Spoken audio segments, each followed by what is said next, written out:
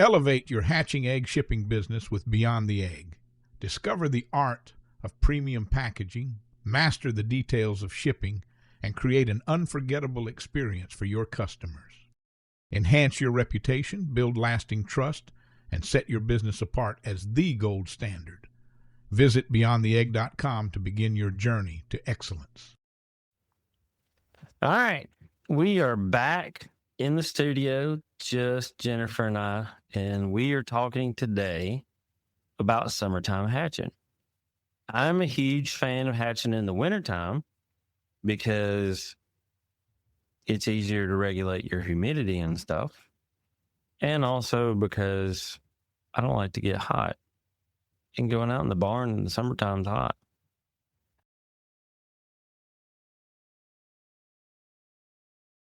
So there's that. And I just hatch year round. That has become a thing. I would take a break. Every couple of months, I would cut my incubator off and pressure wash it, disinfect it so I could say I could. Until this was on the hatching time unit. I had the big fan that's in the back of the CT series, like stupid expensive when they go out. I haven't one yet. Okay, so you probably blow yours out a little more often than I did the first time. Of all the incubators I have, I've blown them out one time. Well, you also have a separate hatcher. I do. Okay, so that does make sense. Okay, at the time, I had this thing running, like, I had something hatching every weekend in it, while other eggs were in it turning. And, I mean, it was going for 5 or 6 months, maybe a little longer. And it just sounded like a jet engine one night. And my wife says, I don't know what that is, but you got to make it stop. A little cruddy. I say that because, yeah, they get a little cruddy. One of the most important things about incubating, which I will be the first to admit, when you let Mother Nature do it, that is the best. Because I don't know why, but you let a broody hen sit on some eggs and she's going to hatch out 98% of them, no matter what the weather does outside, no matter what the humidity does. But when you take control, it's got to be like a science. And airflow is very important. You got to blow those fans out every now and then, or get a separate hatcher. So I think I've had my separate hatcher, is it 2 years now? Maybe a year. I don't know. I think it's 2 years. And I finally decided I had nothing hatching in it for 2 days. And I was like, I want to clean this thing. It's nappy. So I rolled it out into the barn with the big doors open. And I used the blower to blow all the dust out of it. And then looked at the fan and I was like, ooh, that's pretty bad. Mm-hmm. Let me tell you a little trick. The fans on the back of those things, they come right off. You don't have to unscrew anything. So we learned that the hard way and messed up some rivets. So you can just pull it and it will actually come right off and then you can clean it fairly easily. But yeah, they need to be cleaned a little bit every so often because I think that was the first time mine had been turned off since I got it. Yeah, I would highly recommend you do as we say, not as we do, because I had to replace my fan and it was about $100. So now I have an air compressor and I give it a little psst. Yeah, I have a Ryobi rechargeable blower. We blow the barn out and I just happen to use that and blow out the incubators in the hatcher with it. That sounds like a really good idea. It's on wheels. Everything's on wheels in my barn. So just roll it out to the door and blow it out. So when I got my hatcher a few months ago, did I buy that for Christmas? Yep, you did. Yeah, I bought that for me for Christmas. Like, it was really cool. You take it out of the box and, ooh, there's wheels. I think Tamara got that for you for Christmas. You better give her credit for that. Yeah, that's right. listen. I told her about it too. Yeah. But like having that on wheels is really nice. So one project that I thought about, I have several GQF 1502s. And what I thought about doing is stacking them on top of each other and getting one of those furniture dollies from Harbor Freight and setting the bottom one on that so I can roll them out too. But them things, I swear you should only incubate in them.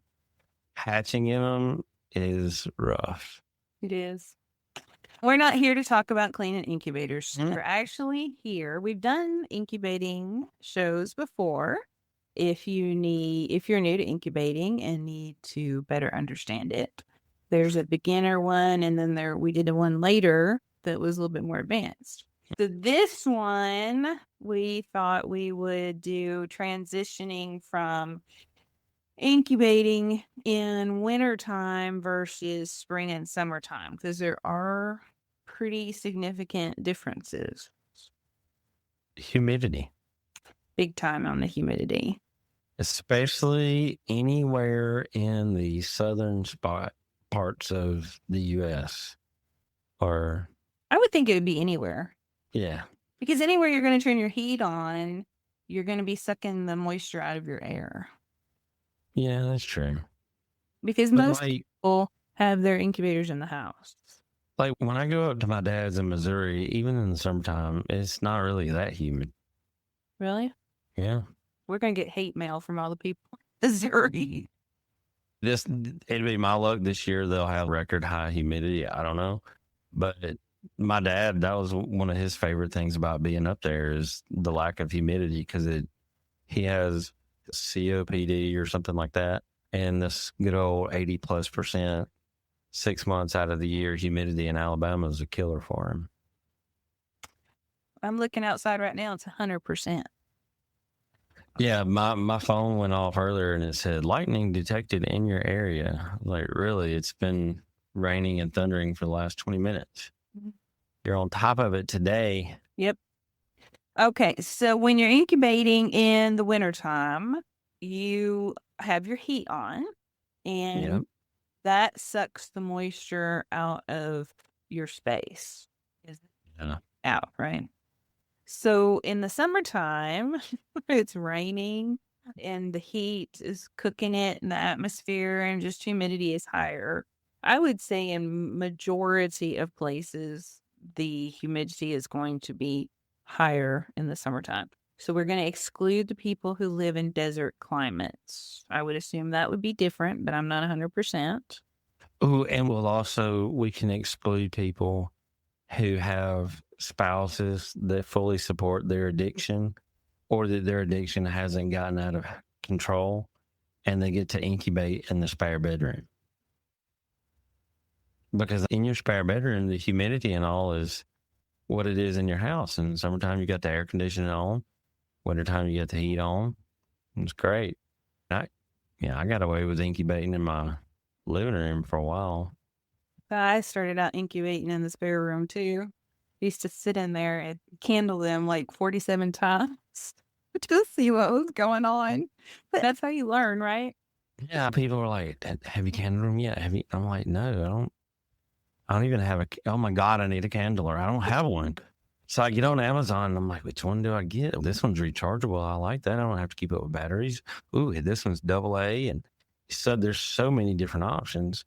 And I ordered one because I felt like I had to have a candler. And I didn't even know what I was looking at first. And I was like, okay, the thing glows. This one glows too. Whoa, wait, what the crap is this? Mm-hmm. There's like maybe this is what they look like when there's a chick in them. So I went to Google and started Googling stuff. And to me, candling eggs and what you see when you do it is really cool, because like you see the veins, you see it forming, you can see it move. So it's like a sonogram, but it's like right there in your hands and you're not in a weird office with odd things going on. So it's neat. It is. I remember distinctly the day I decided not to candle anymore, though. See, me too, because it got really old and people were like, oh, you should do that. What is it? And I'm looking, and now people are like, have you candled them? How's it look? How's your hatch looking? I don't know where my candler is. No, I have a really terrible story, and I'm going to share it with you. So I was candling duck eggs, and the duck hen was sitting in the woods, and she was fine where she was, but she was sitting in the woods, but she had way too many eggs, and so I needed to thin them down a little bit. And so I was candling them, but it wasn't really dark outside. And I threw one. David was standing there, and I threw one out that I thought was a quitter, and it wasn't. It landed on a rock. There's a baby duck inside, and then it was gasping, and David's mad, and it became a whole thing. So I don't need to candle anymore, so I don't. We'll be right back. Looking to rock some seriously comfy gear? If you love chickens and you're all about that fun style, then Chicken Box has got the perfect t-shirts for you. From quirky designs to classic looks, their shirts are as comfy as us chicken tenders deserve. They even have a subscription service so your coop doesn't get bored. Head over to PoultryNerdsPodcast.com and click on Chicken Box to get your comfy shirts and support the podcast.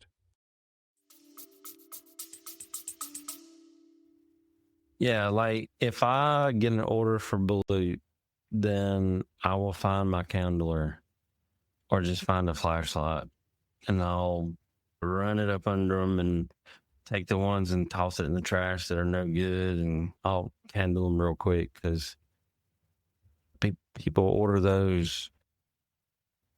They don't want that surprise of not something being in there because it smells worse than what is supposed to be in there. I don't even want to go there. Okay, we're so off topic. Get back to our outline. Okay, so in the summertime when you're candling, or when you're not candling because you don't have time, I would recommend you not doing it, because the more if you have a dome style, the more you open it, the more you let humidity in or out. And when you take control of what Mother Nature can do easily, you got to be scientific and keep it steady. And some people, they'll say, oh, you got to have 55%. You got to have 70%. Any of those answers can be right. But what's most important is that you have steady humidity and steady temperature. And not too hot. Yeah, because I have a friend of mine up in Canada, and we were trying to troubleshoot some issues that he was having. He bought I always mess up how you say it. I think it's Brenzia. Is that right? Okay, so that's one of the better quality, like tabletop clear dome incubators. And he bought one of those because he had that good old solid NR 360 and used it for a couple years and had two of them, and one died. Somebody talked him into buying a Brenzia. The Brenzia had a higher capacity and all that.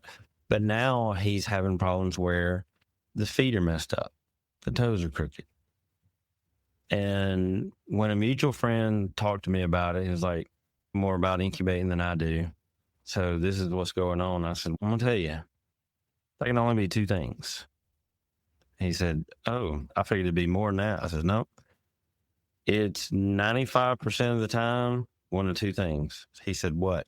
I said, either your genetics are garbage or your humidity is stupid high. And he was like, he's been using the same breeder birds for about 5 years. And I said, what is he feeding them? He said, the same thing, because he makes his own feed. I said, okay. So it's a problem with the incubator. And we're talking, and I see he sends me video, and they have it setting on one of those tabletop like foldable table chairs, stand thingies that you use to eat supper in the living room. Everybody has them. They might not use them all the time, but most people have them. But he had it sitting on that.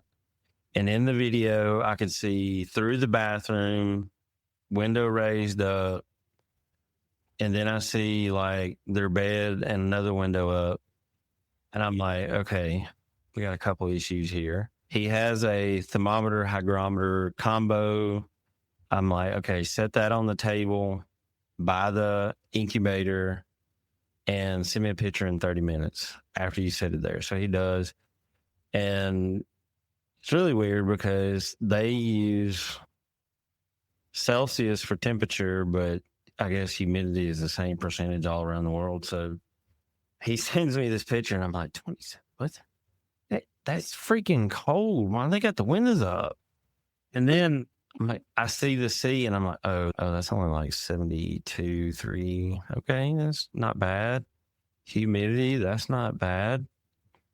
And so I asked him about the unit, and the instructions on those things are really horrible. They should be written by a bird person, not by a junior scientist or something.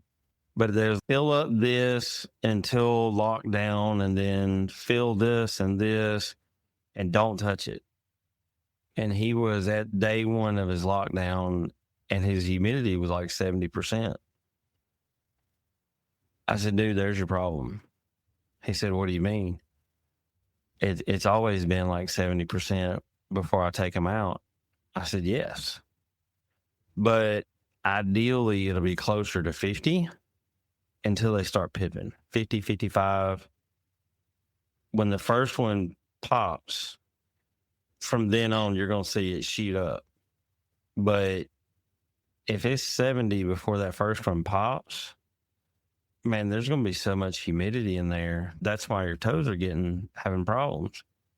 And he was like, okay, I have 3 more days. How do I fix this? Mm-hmm. And him being from Canada, he wasn't as familiar with Southern engineering, as I call it. And I said, do you have any straws? He said, straw. I said, yep, need 2 straws. 3 would be even better. And so he goes and gets those. And they have the vent that you open in the top. Mm-hmm. I said, open the vent all the way, stick a straw in it, like squish it, whatever, stick it in there. Boom, get that done. Now, I need you to slightly lift up the side and slide the straw in, and then slide the other straw in. He's okay. Why? I said, because we need to get some of that crap out. And so I get him to blow air into one of the straws that goes into the side. And his wife is, oh my God, this is crazy. This is crazy. She's freaking out. And this happens. And the humidity, I get him to blow on it a few times and then pull those 2 straws, but leaves the one that's sticking out the top. And I told him to get like a big blanket or towel or something and just wrap around the dome and where your straw's coming up. And he said about 2 hours later, the humidity was like 48 or 49. I was like, all right, leave it there. And call me in a few days and let me know how your hatch is. I got a picture this morning of a crap load of chicks in his incubator. And from what I could tell, none of them have crooked toes. Mm. If that's one of your issues that you have in the summertime because you live in an area where it's awkwardly humid. So let me just explain how the anatomy of the egg works a little bit. So if you imagine an egg straight out of the chicken, you've got the yolk and you've got the white. It's very liquidy. It's very wet. So as the chick grows, that moisture has to leave the egg in order to end up with a dry, fluffy chick 21 days later. Or gotta go somewhere. 17 or 28 days, whatever it is you're incubating. The eggshell itself is porous. And the humidity needs to account for letting the moisture out, not too quickly, just right, so that the progression of the chick growing and the moisture loss coincide to end up with a healthy, dry, fluffy chick. Now, I personally incubate at 40% humidity. I don't care what it is, button quail to turkeys, it's 40% humidity. And Look, changing that incubator, like when you change, you gotta, which button is it? Do I hold down? Oh, okay, not that one. Oh crap, I'm in French now. Oh, here it is. Now it's flashing, and then you gotta change it. Yeah, bump that. I'm the same way. 40. My incubators, they're on 40. My hatcher, it don't move. Boom. That's it. What's your hatcher set at? 60. Mine too. Mine set at 60. Now, assuming not everybody has a hatch and time incubator, which we are not at this point advocating for hatch and time incubators. It just happens to be what we have. Hey, I'm gonna tell you right now, I have hatch and time. I have more GQFs than I have hatching times. If you have tabletops, it doesn't matter what you have, but you need to keep it somewhat consistent. And in the summertime, where the humidity is higher in the general atmosphere, it's very likely that you do not have to add any water. So always start your incubator dry and see what the humidity is. You may come in at anywhere between 35 and 45 without adding any water. And if so, then just leave it. Don't add any water. That's called dry hatching because you didn't add water. It's just dry. I don't know why it's called hatching. That's stupid. It should be dry incubating, but it's called dry hatching when you don't. But it's like parking on a driveway and driving on a parkway. It makes no sense. Okay. But then when you get to the lockdown portion, the last 3 days, take the turner out, you do need to bump it. Now, if you are running dry and you're stable between 35 and 40, somewhere in there, at lockdown, all I used to do when I started, when I had tabletops, was there was no science behind it. I put a splash of water in the bottom of the incubator and I closed it. That was it. I didn't do anything more. If I had to guess right now, for those who need a precise amount of liquid that I put in there, I would go with 3 tablespoons. Maybe. And then I would just close it. Now, those incubators, those were the old, I think they do sell them still, but I'm not sure. They're yellow and they tell you to keep them in the styrofoam, their box. That's what I Oh, still yeah, did. like there's a couple different brands that make them. They're And yellow and they're on the blue. front. Yeah. That's what I started with. And so I just put a splash of water in the bottom of it and close it. And there's no vents on those things. And after they were all hatched, which if you pop the top like just a little at eye level, you can look in there. Okay, yeah, they're mostly hatched. And then I have little reader glasses laying all over the house. And I would just stick the earpiece of the reader glasses in the corner to prop the lid a little bit to let the humidity so the chicks can dry and fluff.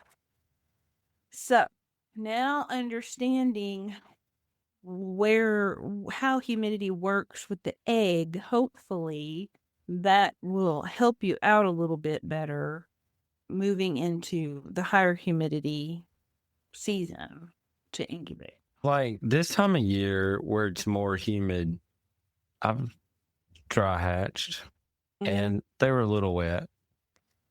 They incubated dry. I didn't put any water in there because I couldn't find the tube for the little water thingy. But I wanted to incubate those eggs. You got to raise it at hatch, right? So my wife has a water bottle that she uses to spray her hair with. Pop the lid, squirt, squirt, put the lid back down. Oh, a squirt bottle. I don't even know what. I mean, one of the ones that I got that somebody sent, I can't remember what company it was. About a year or so ago, it came with a squirt bottle. And I was like, And we did that interview with Ty not too long ago about doing the ducks, remember? And he said he sprays those ducks till they're like dripping wet. yeah. But so when I got a brand new in the box incubator with a spray bottle, that just validated my redneck ingenuity of using my wife's squirt bottle. And so I was amazed. But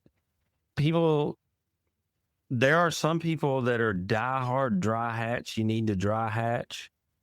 And if you live in a climate where, the room humidity is 40-ish% steadily, go for it. You don't need water.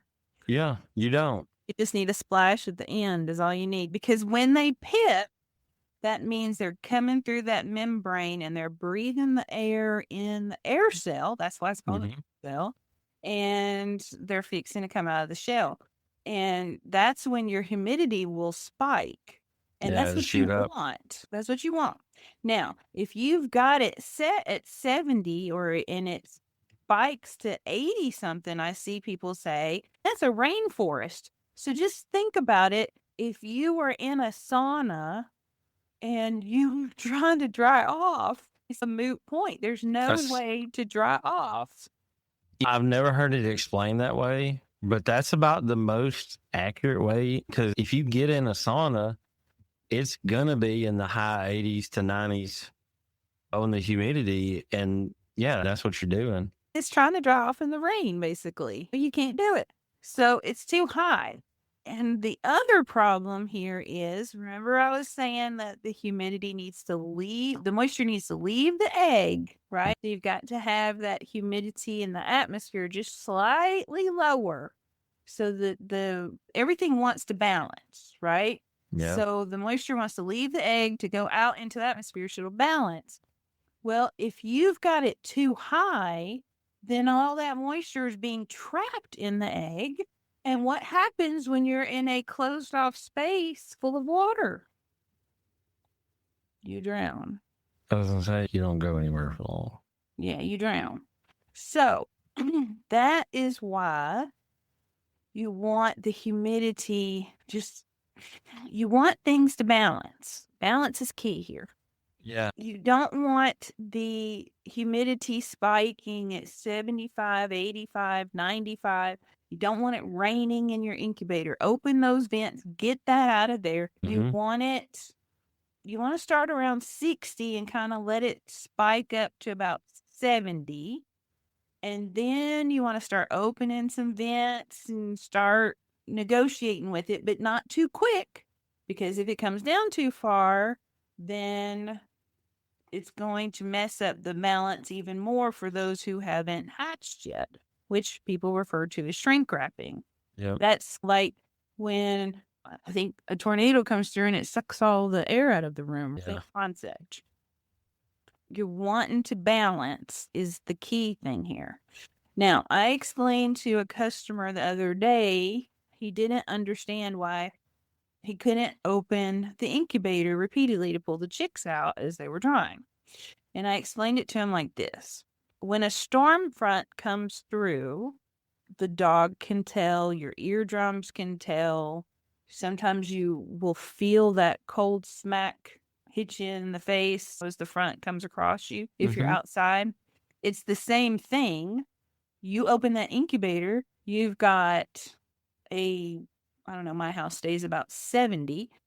You open that incubator and that 70-degree air is hitting those eggs. It's like a storm front. And it's going to impact, it's going to impact the temperature for sure, but it's definitely going to impact the humidity. So I explained to somebody pretty similar. I said, have you ever went outside when it snowed? And they were like, yeah. How did your face feel? That's what happens every time you open an incubator, because it's a drastic change of temperature, and it just, and some of them, if they're, if you're having hatchability problems and you're taking chicks out when they're still wet, and opening that door and candling a whole lot, it might be the answer to your hatchability problems is to leave the door shut. All right. I think we have explained how it works. You want to talk about some of the things we're seeing on social media? Oh, Yeah. here's one that I saw, and he's like, "What did you send me?" So we have seen some pretty interesting ones here lately.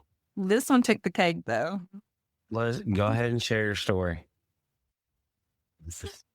Hang on. I got to say this.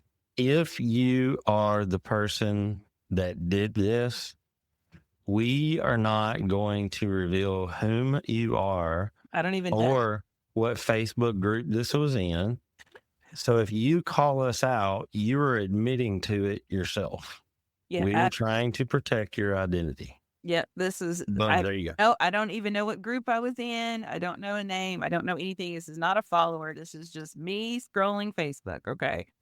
So she was 3 days before hatch and realized her humidity had been too high because her hygrometer wasn't working and wanted to know about creating an air hole to relieve some of the moisture. Now, that Drilling a hole in the side of the incubator? in the shell. But that in and itself was like, okay, this is not their person. Okay, we're going to explain to them. So I go to the comments. Whew. Okay, so the consensus of the group in the comment section was to take a small diameter screw and go through the shell, through the air cell, through the membrane, but stop before the chick because you don't want to hurt the chick. And then slowly back it back out in order to create airflow. Now, after I picked my jaw up off the wall. So, like, I'm just sitting here picturing, this is what I'm picturing. I'm picturing a chicken lady. It was chicken. She got a sheetrock screw that she got from her husband out of the junk drawer. Got her one of those yellow handled, like the old Craftsman screwdrivers, one of those.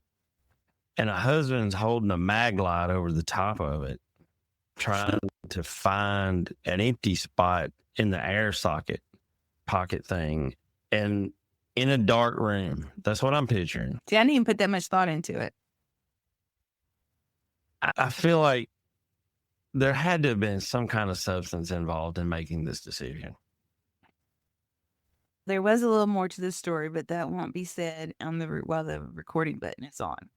So anyway, after reading the commentary and picking my jaw up off the floor, the only thing I said was eggshells are porous and allow air exchange. Did you get attacked? My notifications don't work, so I wouldn't know. So I don't know because I don't know where it was. But what you're saying is not only did one person have this idea. Oh, it was a consensus of the But like multiple people agreed that this was a great idea. Yes. Mm-hmm. Yeah. So if I wasn't exhausted from what all I did this past weekend, I would scour the interwebs and I would find that post because I feel like that post is comedy gold. And I will say this, if any of our wonderful, faithful listeners out there, if they saw that post and they remember where it is, I'm at Carey Blackman, Carey. Just tag me in it. Okay, so if you found yourself in her scenario where you discovered that the humidity had been too high, but you candled and the chick is still viable, there is an answer that does not require surgery. Just let some of it out of the incubator. You're definitely going to do that anyway. but you just simply hatch upright because the chick is going to go up into the air shell. It doesn't matter if the air shell's on the side, if you lay the egg down, it's on the side, or if it's upright, it's going to go through the membrane into the air shell because that's how it's orientated inside the egg. So if you just simply set the egg, you can use lots of things. If you have a small incubator, which I'm assuming most people do, then just cut a toilet paper roll into a little cylinder and just set the egg in it inside of your incubator. That should sit inside a Nature Right 360. And then the air shell will be at the top. The chick will come out through the top. The liquid's going to be down in the pointy end of the egg. And then it's going to eat it. And then its chick won't drown. So there is answers that don't require screws and surgery. Yeah. Like, I'm not overly confident that would work. And I'm going to also say that I don't think it would work at all. But I will say that hatching upright, if in doubt at any point, hatch upright. Because I'm going to tell you right now, I hatch all my buttons upright because I have dropped too many of those suckers trying to get them out of the thingies that I put them in. The rails. Thank you. And so I just pick up the whole rail and set it in the hatching basket. And they hatch just fine. It's not a problem. They will figure out how to get out of that shell. And if you forget and mess up your hatch days and they're still in the turner, they're going to hatch in there too. They do not care that you didn't take it and set it on its side. I promise you they do not care. So what I wish is that I have the same hatcher that you do. And I really wish that I could just take the tray out of the incubator and just set the sucker in the hatching box. It would be nice, but it what else have we seen on the 1,000 eggs over to the hatcher in 5 minutes. Have you watched the quail lady flip hers, the Bob White? She just flips them out. Oh, speaking of that, What? that hatcher incubator that she has, Yeah. is it rosewood? Yeah. I bought one. Big one. Oh, you gonna keep it? You're gonna have to clean it up and tell us about it. Yeah, I'm really excited about it because if it didn't work, it's a beautiful piece, but it is fully functional. Oh, awesome. So I'm really excited about getting that and scared of what it's going to take to fill it up because this person used it primarily for quail and he said that he knows it'll hold 24,000. Holy mackerel. So that's for Bob White people. I won't need another one. No, you won't. And it's got two walk-in rooms, and one he uses to hatch and one he uses to incubate. And then I'll be able to do like the quail lady. I'll just take the thing, flip it. Flip an egg. Yep. Yeah. Seen anything else crazy? I mean, I have, but it wasn't really about incubating so much. I've seen some other stuff in some other groups, and I don't know. I'm not happy at a lot of groups, especially some of the larger ones, because you have so many people that know absolutely nothing about chickens. But when you actually try to help somebody, stop spreading those lies. But what do you mean? You're spreading lies and you need to stop. I'm going to report you to admin. Yeah, I quit on Facebook. I don't care. I said, Amprolium does block. That's science. That's a whole nother podcast. Yeah, that's another episode.